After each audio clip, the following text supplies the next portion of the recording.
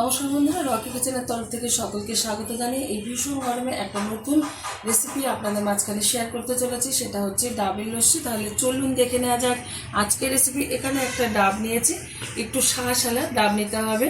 আর এই ডাবের জলটা কিন্তু এই বাটিতে রেখেছি। আর এখানে যে শাঁসটা আছে সেটা আমি চামচের মাধ্যমে এই যে তুলে নিয়েছি। এখন এটা মিক্সিং জারে ঢেলে দেব জল আর এই শাঁসটা।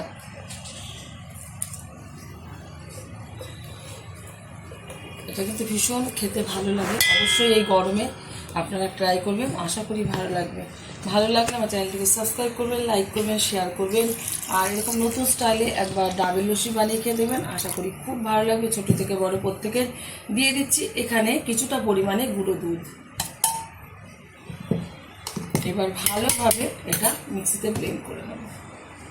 ভালোভাবে মিক্সিতে আমি ব্লেন্ড করে নিয়েছি লস্যিটা। এই যে কত সুন্দরভাবে তৈরি হয়ে গেছে। এখন তিনটে কাচের গ্লাস নিয়েছি, এর মধ্যে সুন্দরভাবে ঢেলে দিচ্ছি। আর এটা কিন্তু একটু ঠান্ডা ঠান্ডা সার্ভ করতে হবে, তবেই কিন্তু ভালো লাগবে। দেখা হবে পরের ভিডিওতে নতুন কোনো রেসিপি নিয়ে।